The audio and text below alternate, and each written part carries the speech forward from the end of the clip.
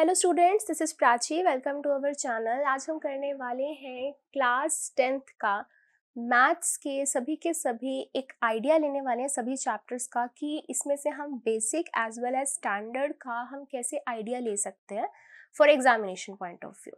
ठीक है, तो अभी आपके बोर्ड एग्जाम्स चल रहे हैं and all the very best आपके लिए। सभी एग्जाम्स बहुत अच्छे से करने हैं। सिर्फ आपको मैं एक टिप दूंगी कि आपने हर एक क्वेश्चन को अटेम्प्ट करना है। ठीक है, ऐसे नहीं करना कि ये नहीं आ रहा तो छोड़ के आप चले गए।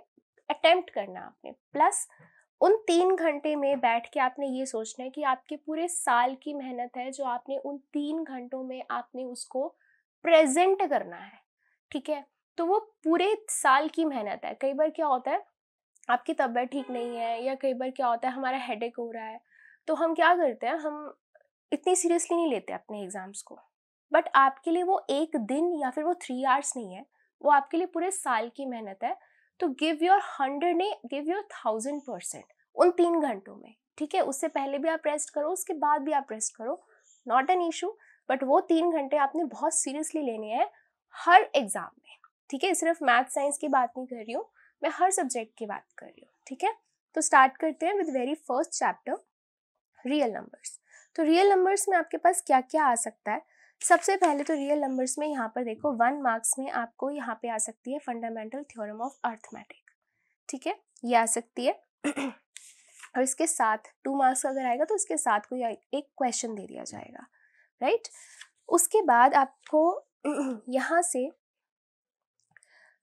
एग्जाम्पल जैसे फर्स्ट है एन टाइप के जो क्वेश्चंस होते हैं, 6n हो गया। ठीक है, ये वाले जो क्वेश्चंस हैं ये इंपॉर्टेंट है, ये आते हैं पेपर में आते हैं। ठीक है, एंड इसके अंदर अगर मैं बेसिक की बात करूँ तो बेसिक में तो डायरेक्ट एज इट इज जो है वो डिजिट्स भी आ जाती है। ठीक है, जैसे अब यहाँ पर ये डिजिट्स लिखी हुई हैं, क्या करेंगे, ज़्यादा से ज़्यादा बीच में 36 ऐड कर देंगे या फिर एज इट इज उठा के दे देंगे। ठीक है, स्टैंडर्ड में थोड़ा सा और चेंज कर देते हैं, अदरवाइज बेसिक में तो सिर्फ डिजिट चेंज हो जाती है या फिर एज इट इज आ जाता है पेपर में।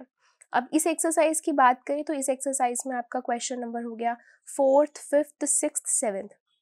फोर्थ में क्या इंपॉर्टेंट है, फोर्थ के अंदर ये आपका कॉन्सेप्ट इंपॉर्टेंट है कि अगर आपको एचसीएफ दे रखा है और एलसीएम आपको निकालना है, तो कौन सा कॉन्सेप्ट होता है ये वाला आपका कि LCM into HCF is equal to product of 2 numbers. ठीक है, it is not product of 3 numbers. ठीक है, product of 3 numbers is not equal to product of HCF and LCM, it is the product of 2 numbers. तो वो concept हो गया। इसके लिखने वाला कॉन्सेप्ट हो गया। कंपोजिट नंबर्स क्या होते हैं ये वाला हो गया। यस, उसके बाद आपको पता है इरेशनल तो आता ही आता है प्रूफ करने वाला। ठीक है, इस टाइप का कोई भी आ जाएगा, √2 √3 √5 √7, ये तो पेपर में आते ही आते हैं। या फिर अगर वो नहीं आता है तो इस टाइप के आ जाएंगे, ये आ जाएगा, इस टाइप के आ जाएंगे। यस, यहाँ मैं आपको एक और चीज़ बताना चाहूँगी, कई बार बच्चों ना आप लोगों का बहुत अच्छा बेस होता है बट फिर भी कई बार आप ना मिस्टेक कर देते हो। देखो, मान लो कोई आपको एक ऐसा दे रखा है 5 - 7 √2 डिवाइड में 5। 5 नहीं, कुछ भी कर लो, यहाँ पर 6 कर लो चाहे। ठीक है, 6 कर लो। अब इसको आपने इरेशनल प्रूफ करना है। मेन एम क्या है, आपने इसको p/q यानी कि √2 छोड़ के बाकी सारी टर्म इधर लेकर जानी है ना। तो इसका स्टेप्स चेक करना। सबसे पहले क्रॉस मल्टीप्लाई करोगे तो 6 ऊपर चला जाएगा, तो क्या बचेगा, 5 - 7 √2 इक्वल्स टू 6p/q। ठीक है, उसके बाद ये प्लस का 5 है, इधर ले जाओ। ठीक है, क्या बच जाएगा, माइनस का 7 √2 इक्वल्स टू 6p/q, प्लस का 5 इधर आके हो गया माइनस का 5। ठीक है, अब क्या है, अब माइनस लेकर जाना है। जब आप माइनस लेकर जाओगे तो इसका मतलब है सारे साइन यहाँ पर चेंज हो जाएंगे। तो क्या होगा, 7 √2 इक्वल्स टू -6p/q प्लस का 5। अब क्या है, 7 मल्टीप्लाई इधर आके डिवाइड लेकर जाना है, तो √2 इक्वल्स टू -6p/7q प्लस 5/7। ठीक है, तो 7 जो आएगा डिवाइड में दोनों के आएगा।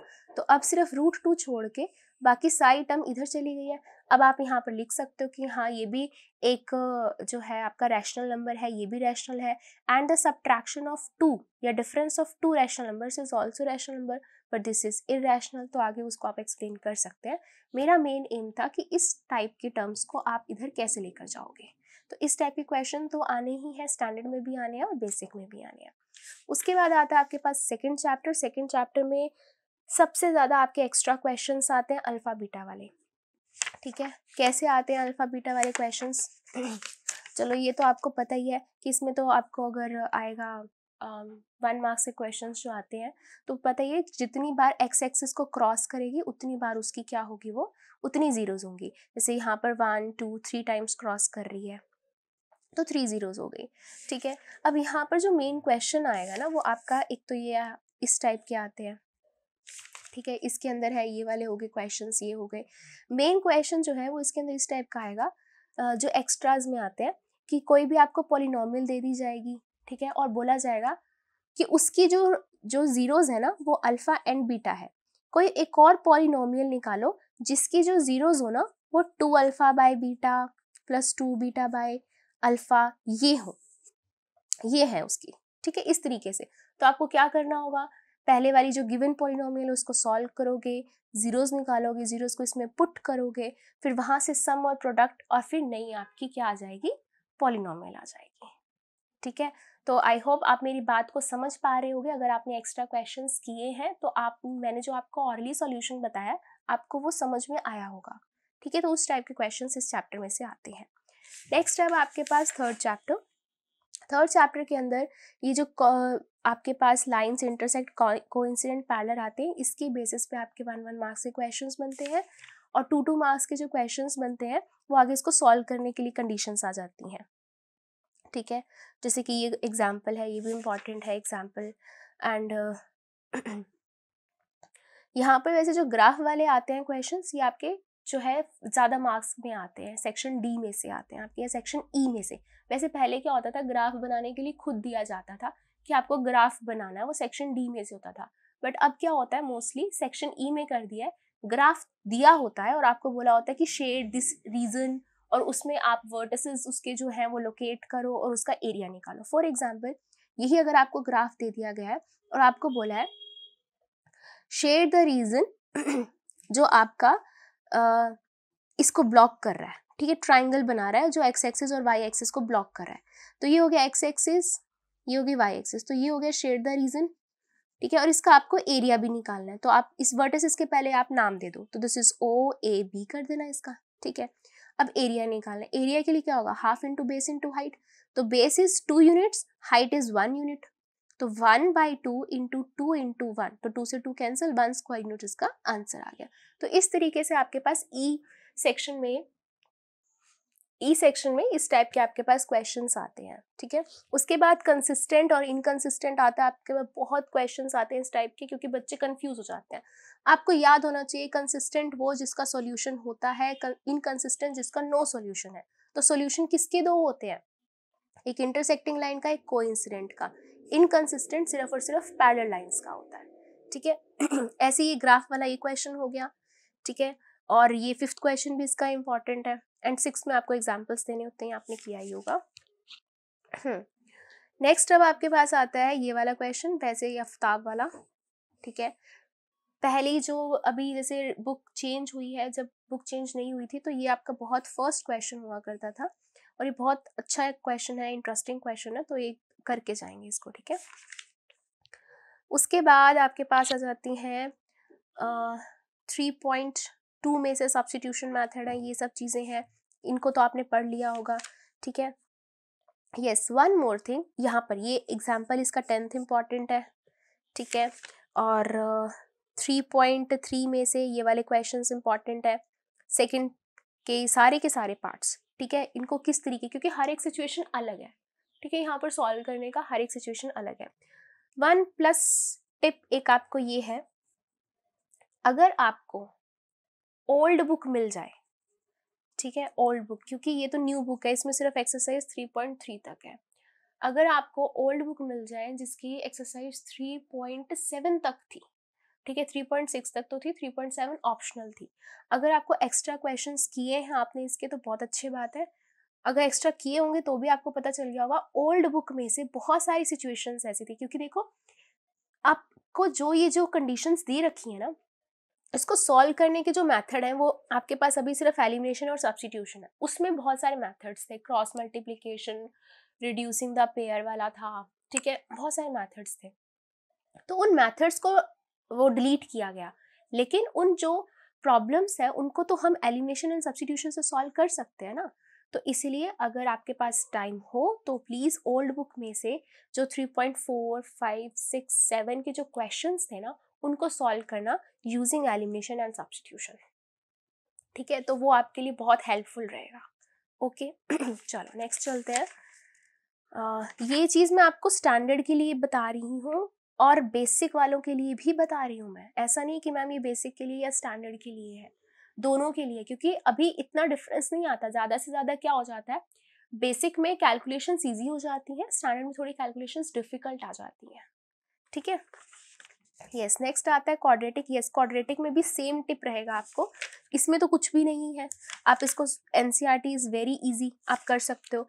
अगेन ये प्रॉब्लम्स को सॉल्व करने के लिए, ये तो जैसे 4.3 आपकी न्यू वाली होगी, ओल्ड बुक की वन अगेन टिप है आपको, ओल्ड बुक की आपके पास एक्सरसाइज 4.3 के questions number I think 4 to 11 थे। उसमें बहुत सारे ना बहुत अच्छी अच्छी क्वेश्चंस थे, टैप वाला क्वेश्चन था, बस ट्रेन वाला, ठीक है, वो वाले बहुत अच्छे क्वेश्चंस थे, रेक्टेंगल का एरिया बढ़ गया कम हो गया, तो वो क्वेश्चंस करने हैं। अगर वो क्वेश्चंस आपने अगर सैम्पल पेपर्स किए हैं, आपने एक्स्ट्रा क्वेश्चंस किए, तो वो सारे क्वेश्चंस आए होंगे आपके पास, ठीक है। अगर आपने नहीं किए हैं तो ये वाले क्वेश्चंस जरूर करने, ये एक्स्ट्रा माने जाएंगे इस चैप्टर में से, ठीक है। एंड अगर हम बात करें ये वाला फॉर्मूला की, ये वाला फॉर्मूला के बेसिस पे क्वेश्चन आते हैं, 2 मार्क्स में आ जाता है, कंडीशंस आ जाती हैं आपकी 1 मार्क्स के लिए, ठीक है, कि डिस्क्रिमिनेंट जो होगा उसकी क्या वैल्यू होगी फॉर इक्वल रूट्स या फॉर इमेजिनरी या फिर फॉर रियल, ठीक है, तो वो 1 मार्क्स में आ सकता है इसमें से। नेक्स्ट अर्थमेटिक प्रोग्रेशन की बात करते हैं, इसमें से कुछ भी डिलीटेड नहीं है, ये पुराना जो बुक में थी वो बिल्कुल एज इट इज़ है। तो इसके अंदर जो है इम्पॉर्टेंट, ऑब्वियसली इसके अंदर आपको अपना मैथमेटिक्स यूज़ करना होगा, कैलकुलेशंस देखनी पड़ेंगी कि कौन कौन से एपीज़ में है, इस तरीके के क्वेश्चंस इसके अंदर से आ सकते हैं। ये क्वेश्चन हो गया, ये पेपर में आता है, ठीक है, ये क्वेश्चन हो गया। बच्चे क्या करते हैं, √3 डिफरेंस आ रहा है ये एपी में, जबकि एपी में नहीं है, ये मैंने करवा रखे हैं, आई होप आपने अभी तक देख लिए होंगे, ठीक है। और नहीं देखे हैं तो डिस्क्रिप्शन बॉक्स में आपको सारी की सारी प्लेलिस्ट है चैप्टर्स के, आप जाके गो थ्रू कर सकते हैं, ओके।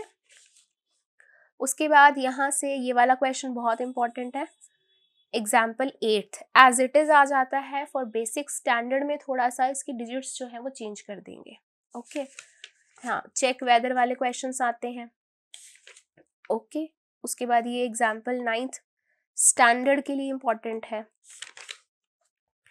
यहाँ पर भी ये बैक एक्सरसाइज, इसके ये जो क्वेश्चन नंबर है 9th से लेकर ये जितने भी हैं सारे डिफरेंट इसके सिचुएशंस हैं, सारी डिफरेंट सिचुएशंस हैं, तो कोई भी एज इट इज आ जाएगा फॉर बेसिक, स्टैंडर्ड में थोड़ी सी कंडीशन चेंज कर देंगे, ठीक है। उसके बाद अगर हम बात कर लेते हैं नेक्स्ट की, यस ये क्वेश्चन मत छोड़ना, ये एग्जाम्पल 1000 और n पॉजिटिव, देखो पेपर में आ जाएगा, 2 मार्क्स में क्वेश्चन आएगा, find the sum of first n positive integers. अब आप कहोगे ये क्या पूछ लिया, ये तो मैथ का पेपर है, ये हमारा कोई वो थोड़ी है, कोई साइंस का थोड़ी चल रहा था, find the sum of n positive, ने कोई डिजिट तो दी नहीं हमें, तो क्या है n पॉजिटिव इंटीजर्स 1 2 3 4, यहाँ से शुरू होगा आपका, ये आपका समझ आई, ठीक है। कई बार क्या होता है यहाँ से हम देख लेते हैं, अरे ये तो हमें आता है, जब सेम चीज पेपर में आती है ना डिफरेंट फॉन्ट में आ जाती है कि find the sum of first and positive, अरे ये तो था ही नहीं, फिर जब हम घर आते हैं बुक देखते हैं, अच्छा ये तो यहाँ से था, इसीलिए ये चीज छोड़नी नहीं है। ये 1000 देख के तो आपको याद आ भी जाएगा, ये n देख के याद नहीं आने वाला, ठीक है, ध्यान रखेंगे। 16th एग्जाम्पल इसका, हाँ जी, यहाँ से अगर हम बात करें इसका एक 8th पार्ट थोड़ा डिफरेंट है, ये करेंगे इसका। यहाँ से क्वेश्चन नंबर 9 10th 11th, और यहाँ से 18th हो गया, 19th 20th तो आपने देखा ही होंगे, बहुत सारे सैम्पल पेपर्स में है। यस इसकी ऑप्शनल मत छोड़ना, कहते हैं कि हाँ इसमें से एग्जाम्स में नहीं आता, बट स्टैंडर्ड वाले बच्चों के लिए, बेसिक वाले छोड़ सकते हैं, बेसिक वाले फर्स्ट सेकंड कर लो चाहे, बट जो स्टैंडर्ड जिन्होंने ऑप्ट कर रखा है ट्राई कि पांचों के पांचों क्वेश्चन होने चाहिए आपके, ठीक है। 6th चैप्टर में आ जाओ अब। यस, 6th में भी ना एक इस बार बच्चों को बहुत प्रॉब्लम आई है। चलो स्टार्टिंग में तो चलो हो गया, आपका सिमिलैरिटी होगी, ये वाली थ्योरम है। हाँ, ये चीज़ ध्यान रखना, स्टेट एंड प्रूव बीपीटी या तो ऐसे आ जाएगा, ठीक है, या फिर स्टेटमेंट दी होगी और बोला होगा प्रूव दिस। तो अगर आपने स्टेटमेंट लर्न नहीं की होगी तो आपको पता नहीं होगा कि आपने प्रूव भी क्या करना है। तो स्टेटमेंट लर्न करके जाएंगे, आ जाएगी लिखी हुई तो बहुत अच्छी बात है, आपको पता चल जाएगा कि प्रूव क्या करना है। अगर नहीं लिखी आती है, स्टेट बोला है, तो फिर तो आपको लिखनी ही पड़ेगी। तो स्टेट एंड प्रूव ये करके जाएंगे। यहाँ से ये है, चलो ये तो अब सिंपल सिंपल है, इजी इजी क्वेश्चंस है, यहाँ से देख के जाना। ये लास्ट के 5 to 10 क्वेश्चंस। उसके बाद हाँ जी, एग्जाम्पल आपका 8th, ठीक है। हाँ जी, यहाँ पर ना ये चीज़, ये वाला एग्जाम्पल 7th जो है ना, एज इट इज या फिर इतनी ही इजी वे में आपका बेसिक के लिए होता है, बट थोड़ी कैलकुलेशंस डिफरेंट हो जाती हैं जब हम स्टैंडर्ड की बात करते हैं। कि अगर यहाँ पे जैसे गर्ल है तो कोई प्लेन बता देंगे कि जो एरोप्लेन है वो इतनी स्पीड से इधर की तरफ जा रहा है, तो उसने इतना वो बनाया है, इधर की तरफ गया, वो सीढ़ी हो गया, या बलून जो है वो इतनी स्पीड से इधर की तरफ जा रहा है, ठीक है। तो वहाँ पर स्पीड मैटर करती है, तो आपको ध्यान रखना है वो इस तरीके से होगा, इस एग्जाम्पल को जैसे आपने सॉल्व किया है वैसे होगा वो वाला क्वेश्चन, ठीक है। ये वाला एग्जाम्पल 6.3 में देखा जाए तो आपको पता है 4th है, 8th है, ठीक है। लास्ट के ये आपके 12, 13, 14, 16th, ये तो आपको पता ही है, बहुत इंपॉर्टेंट है। यस, प्रो टिप अब यहाँ पर आपके पास ये है कि बहुत सारे बच्चों को ना बहुत प्रॉब्लम आई है इस बार कि जब वो सैम्पल पेपर्स कर रहे हैं ना तो उनमें पाइथागोरस थ्योरम से रिलेटेड बहुत सारे क्वेश्चंस आ रहे थे, ठीक है। वो थे ओल्ड बुक के 6.5 के क्वेश्चंस थे, वो एज इट इज आ रहे थे सैम्पल पेपर्स के अंदर, ठीक है। तो इस बार जो आपकी पाइथागोरस है वो आपके सिलेबस में नहीं है, सैम्पल पेपर्स में आ रहे थे तो कोई बात नहीं है, बट पेपर में नहीं आएंगे आपके, वो इसी के बेसिस पे आएंगे आपके क्वेश्चंस, ठीक है। तो अगर वो आपसे नहीं हो रहे थे तो आप उनको स्किप भी कर सकते हैं, नॉट एन इशू। चलिए आगे चलते हैं। वैसे देखा जाए तो ये बहुत टफ चैप्टर था पहले, अब तो इसमें से बहुत कम चीज़ें कर दी गई हैं। नेक्स्ट आता है 7th में कुछ नहीं कटा हुआ, बिल्कुल बहुत अच्छा चैप्टर है, बहुत इजी चैप्टर है। यस, एक चीज़ यहाँ पे मैं आपको बताऊंगी, इसका एग्जाम्पल इसका 4th, 5th बहुत इंपॉर्टेंट, कोलिनियर वाले क्वेश्चंस बहुत इंपॉर्टेंट हैं। यस, एक चीज़ और, आइसोसेलेस ट्राइंगल। देखो कई बार क्या होता है, बच्चों के पास टाइम नहीं होता, 3 कोऑर्डिनेट्स दे रखे हैं, आपने 2 चेक कर लिए, ये 2 चेक कर लिए, दोनों इक्वल आ गए, आपने कहा चलो ठीक है आइसोसेलेस हो गया, गलत हो जाएगा, तीसरा भी चेक करना पड़ेगा। अगर तीसरा भी इक्वल आ गया ना इन दोनों के, तो आप उसको आइसोसेलेस नहीं लिख सकते, आप उसको इक्विलेटरल लिखेंगे। तो इसलिए only 2 should be equal, not all 3 should be equal. तो इसलिए तीनों चेक करना इंपॉर्टेंट है, नेसेसरी है, ठीक है। ओके, 6th वाला क्वेश्चन तो आता ही है, कोई भी आपके पास आ जाए, आपको बताना होता है किस टाइप का कोऑर्डिनेटर है। उसके बाद 7 से लेकर आपके 10 तक 7 to 10 questions of very important, बिल्कुल अलग है, बिल्कुल अलग है, सब करने हैं ये वाले, ठीक है। सेक्शन फॉर्मूला आ जाएगा, सेक्शन फॉर्मूला में आपके पास ये ट्राई सेक्शन के लिए आपको पता है 3 पार्ट बनते हैं, ऐसी 4 पार्ट्स के लिए आपके पास ये आपका हो गया क्वेश्चन नंबर 9th हो गया आपका, ठीक है। एग्जाम्पल आपका 9th 10th इंपॉर्टेंट है।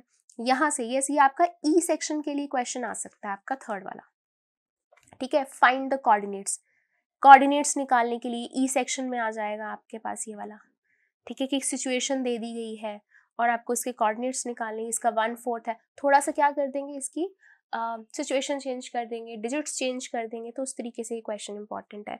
यस, यहाँ पर ये वाला ध्यान देंगे, क्वेश्चन नंबर 6 पैरेललोग्राम वाला, बच्चे क्या करते हैं, पैरेललोग्राम आते ही दिमाग में उनके क्या आता है, opposite sides of parallelogram are equal, तो वो कॉन्सेप्ट लगाते रहते हैं।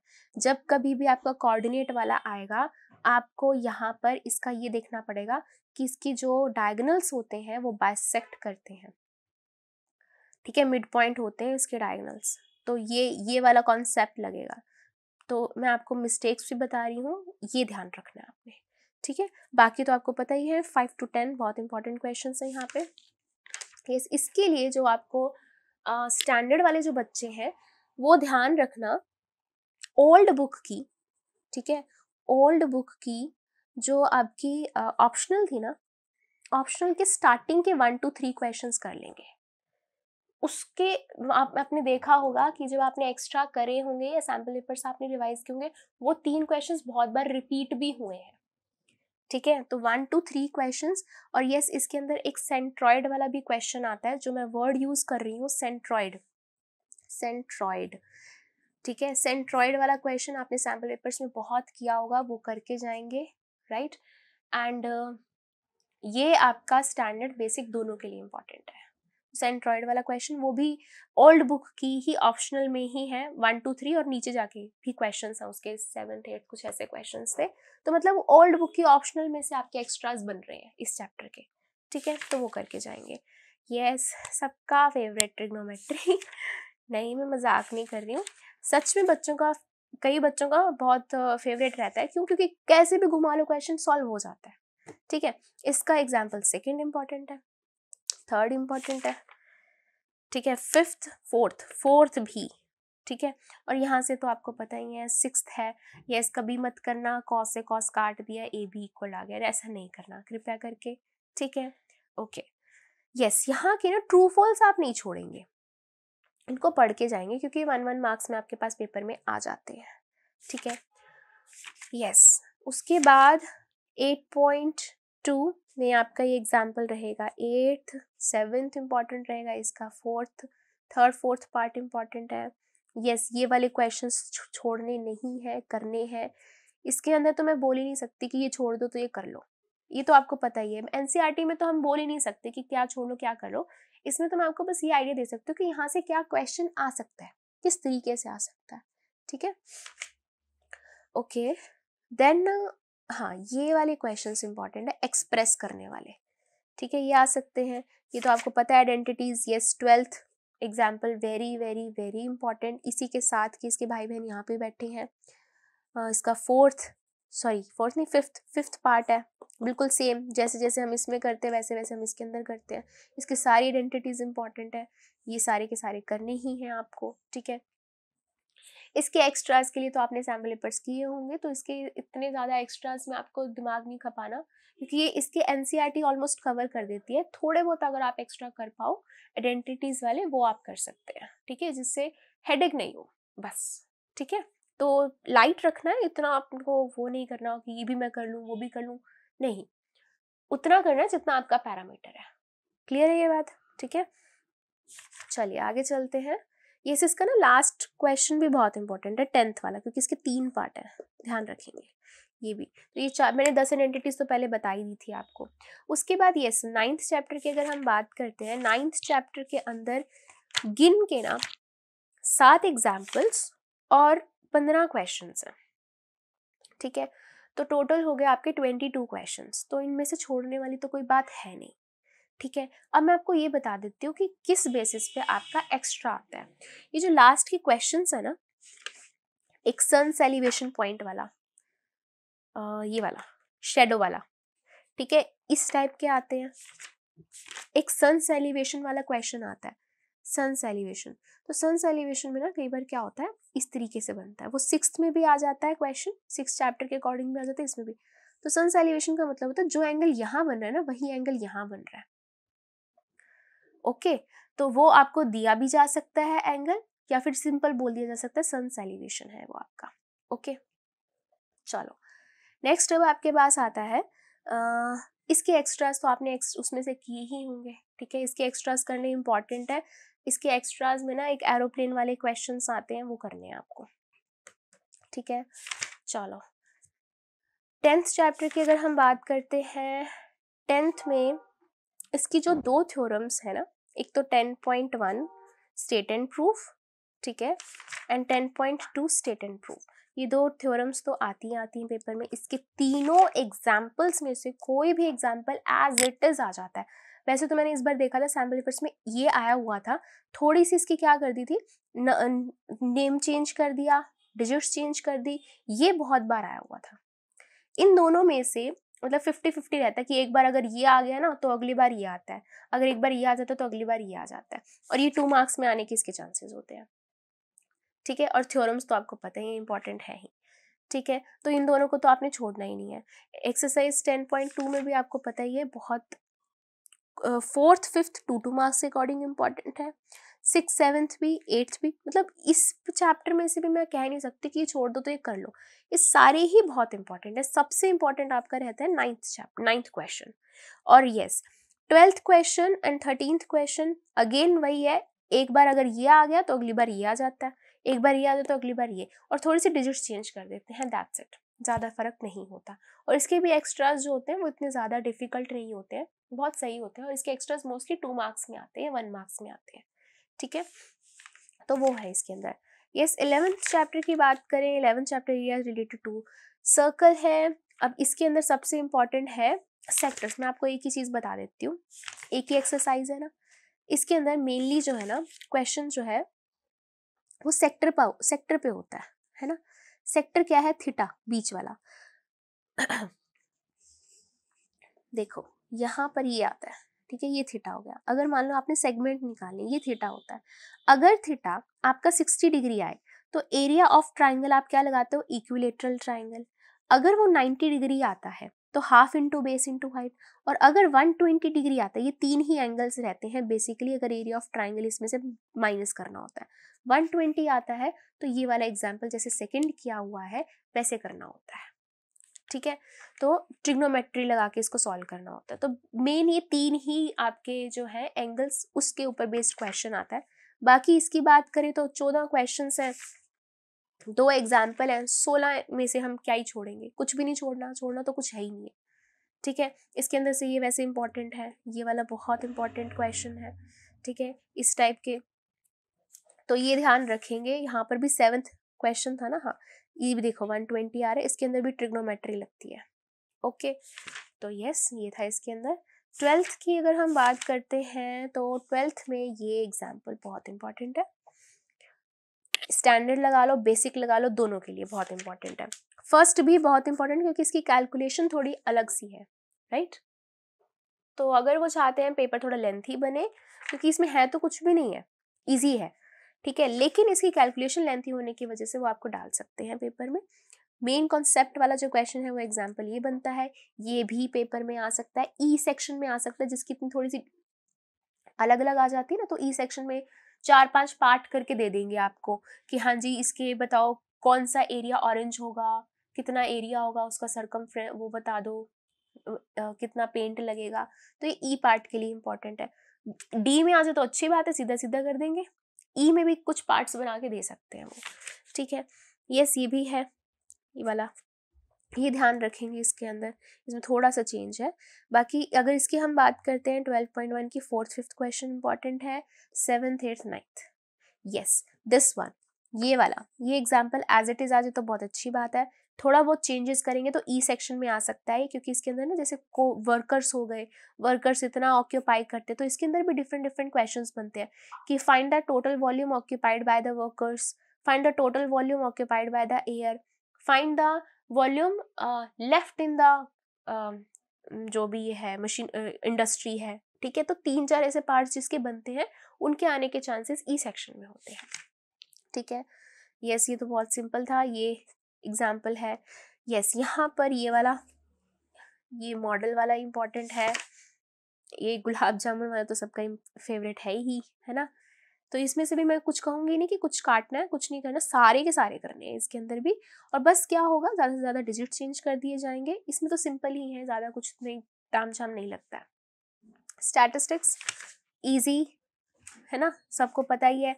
एक एग्जाम्पल एक अपना फॉर्मूला करना है और उससे आपका पूरा का पूरा जो है वो हो जाएगा, पूरा का पूरा क्वेश्चन हो जाता है, ठीक है। जैसे डायरेक्ट मेथड है, और यहाँ पे आ गया आपका ये आ जाएगा आपका एज्यूम्ड मीन मेथड आ जाएगा आपका, ठीक है, एज्यूम्ड मीन हो गया, फिर ये स्टेप डेविएशन भी है इस बार आपका, ये स्टेप डेविएशन वाला हो गया। तो 3 मेथड हो गए आपके किसके, मीन फाइंड करने के, ठीक है। तो मीन फाइंड करने के 3 मेथड है और उसको आपने ध्यान से करना है। उसके बाद मॉड के लिए आपके पास एक ही फॉर्मूला होता है, उसके ऊपर सारी बेस्ड क्वेश्चन आपके पास पूरी की पूरी एक्सरसाइज है, ठीक है। और वैसे तो आपको पता ही है, और फिर आगे मीडियन हो गया, ठीक है। बट क्या होता है पेपर में आपके पास, इसमें से ना 2 टाइप के क्वेश्चन आते हैं, या तो ये आ जाएंगे n वाले टाइप्स जैसे एक्स वाई वाले हो गए, या तो ये आ जाते हैं आपके पास, या फिर एक ही क्वेश्चन आता है find the mean median and mod, है ना। तो find the mean median and mod के लिए भी आपको क्या करना है, बार बार टेबल नहीं बनानी है, एक ही टेबल बनाएंगे, ठीक है। या फिर अगर आपको लगता है कि आप गलती कर सकते हो तो एक बार टेबल मीन की बना लो, उसको सॉल्व कर लो, फिर मॉड के लिए बना लो, उसको सॉल्व कर लो, फिर मीडियन के लिए बना लो, उसको सॉल्व कर लो। अगर आप कर सकते हो एक ही टेबल में तो बहुत अच्छी बात है, बट गलती ना हो जाए इस वजह से अगर आपने तीनों अलग अलग बनानी है ना टेबल, तो तीनों अलग अलग बना लो, रिस्क नहीं लेने का, ठीक है। हाँ, एक्स वाई वाले क्वेश्चन इंपॉर्टेंट है, ये फॉर्मूला बहुत इंपॉर्टेंट है। क्या हो जाएगा पेपर में, यहाँ दे देंगे x y, what is the value of x y, ठीक है, option A, option B, option C. तो इस तरीके से आपने इसको लर्न करके जाना है, इसे हम इंपीरिकल रिलेशनशिप बोलते हैं। या फिर आपको पूछा जाएगा what is the empirical relationship, आप बोलोगे अरे ये क्या होता है, ठीक है, ये नहीं भूलना है, ये करके जाना है, दिस इज इम्पॉर्टेंट। कई बार इसी में से ही आ जाता है 1 मार्क्स का कि एक डाटा का मीडियन ये था, मॉड ये था, बताओ मीन कितना होगा, तो आपको वहां पर ये रिलेशनशिप यूज करनी होती है, ठीक है। नेक्स्ट अब आपके पास लास्ट, यस, प्रोबेबिलिटी, सबका फेवरेट, इजी, ठीक है। तो प्रोबेबिलिटी के अंदर सबसे ज़्यादा 1 मार्क्स के क्वेश्चंस बनते हैं, ये हो गए, ये हो गए, इसकी जो जितनी भी कंडीशंस होती हैं, ठीक है। तो बेसिकली इसके अंदर जो क्वेश्चंस आते हैं वो आते हैं आपके पास क्वाइंस वाले, ठीक है, क्वाइन हो गया, ये मत छोड़ना, ठीक है। क्वाइंस हो गए, डाइस हो गई, कार्ड्स हो गए, नंबर्स हो गए, ठीक है। तो उन्हीं के बेसिस पे आते हैं क्वेश्चंस और ये बहुत इजी है, इसमें से तो कोई चांस बनता नहीं है कि कुछ भी आप कट करेंगे। यस, क्वाइन को 3 टाइम्स टॉस करने वाला अच्छे से करके जाना, एटलीस्ट एटमोस्ट वाले ध्यान से समझ के करेंगे क्वेश्चंस, ठीक है। डाइस को 2 टाइम्स थ्रो करना है, उसके सम, प्रोडक्ट, डबलेट, वो वाले क्वेश्चंस, ये क्वेश्चन इसका बहुत इंपॉर्टेंट है, 23rd, 24th, ठीक है। और यस, यहाँ पर भी she will buy, she will not buy, इस टाइप के क्वेश्चंस ये भी आ सकते हैं। वैसे तो इस पे स्टार लगा हुआ है बट कुछ नहीं कह सकते, ई सेक्शन में भी दे सकते हैं वो क्वेश्चंस, ठीक है। तो ये था आपका पूरी बुक का ओवरव्यू था कि एनसीईआरटी तो हम छोड़ नहीं सकते हैं, उसमें से हम कैसे माइंड को बना सकते हैं कि किस टाइप से क्वेश्चन आएगा। And all the very best for your exams, अच्छे से करेंगे, do your best, forget the rest, and all the very best. Thank you so much.